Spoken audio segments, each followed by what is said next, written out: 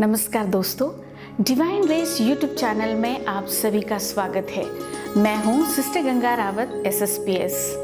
आज हम एक चमत्कारी संत की जीवनी के बारे में सुनेंगे और वह कोई दूसरा नहीं है, वह हम सभी का परिचित और करीबी संत है पादुआ के संत अंतोनी। खोई हुई वस्तुओं को प्राप्त करने में वे हमारी सहायता करते हैं।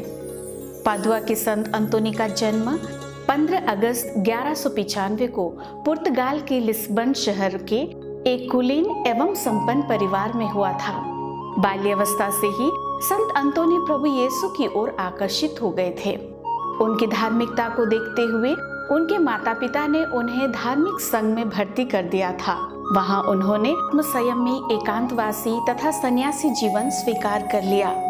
पुरोहिताभिषेक होने के बाद वे भक्ति एवं प्रार्थना में जीवन बिताने के लिए एकांतवास में चले गए।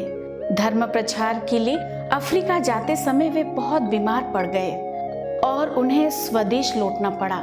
लेकिन रास्ते में आंधी तूफान के कारण उनका जहाज रास्ता भटक गया और वे सिसिली द्वीप के मेसिनिया तट पर पहुंच गए।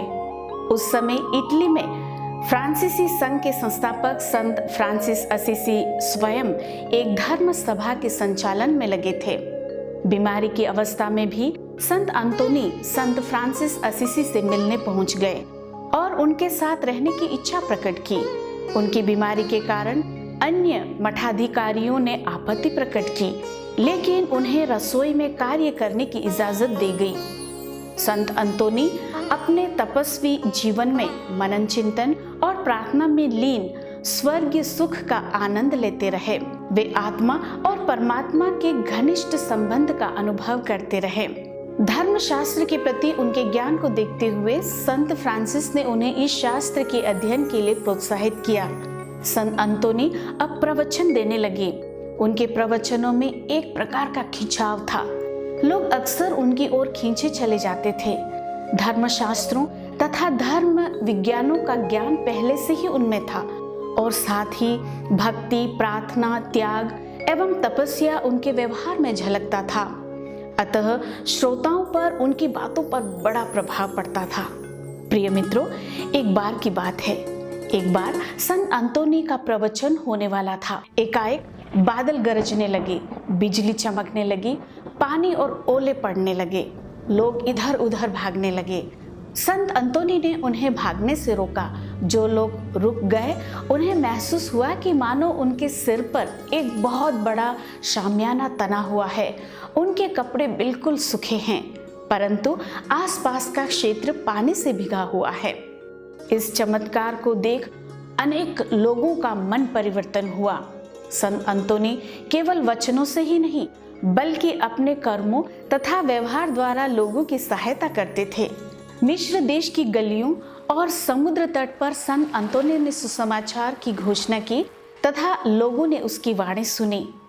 एक बार की बात है, एक बार समुद्र तट पर कोई श्रोता नहीं थे।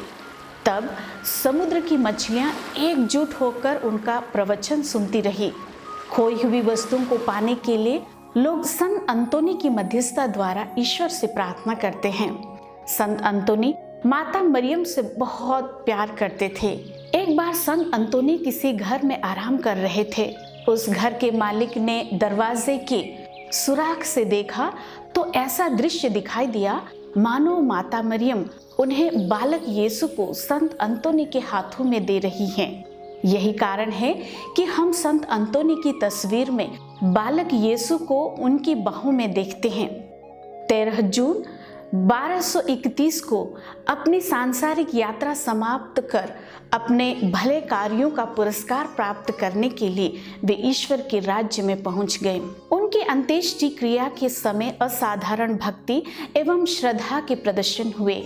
पादुआवासी हमेशा से ही उनके अवशेषों एवं तरीकों को अपनी महानतम निधि मानते आए हैं। संत पिता लियो 13वें ने सारे विश्व के संत का उन्हें दर्जा दिया है। संत अंतोनी को अक्सर बालक यीशु को पकड़े हुए चित्रित किया जाता है। यह चित्रण एक तपस्वी के वृत्तांत से प्रेरित है जिसने कथित तौर पर संत अंतोनी को गहरी प्रार्थना में प्रभु ईसा मसीह के साथ बातचीत करते हुए देखा था। पवित्र धर्म ग्रंथ को उनके धर्म ग्रंथ के गहन ज्ञान के प्रतीक के रूप में अक्सर कला में भी चित्रित किया जाता है।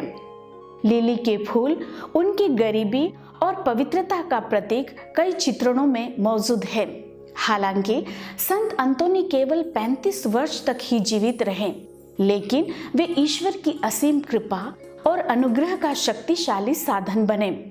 उनका जीवन इस विचार का प्रमाण है कि जीवन की गुणवत्ता दीर्घायु से अधिक महत्वपूर्ण है।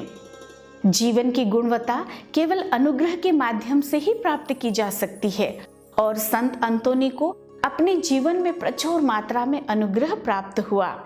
हमारे जीवन में यथासंभव पवित्रता को प्राप्त करने के महत्व पर विचार करना अधिक उचित है।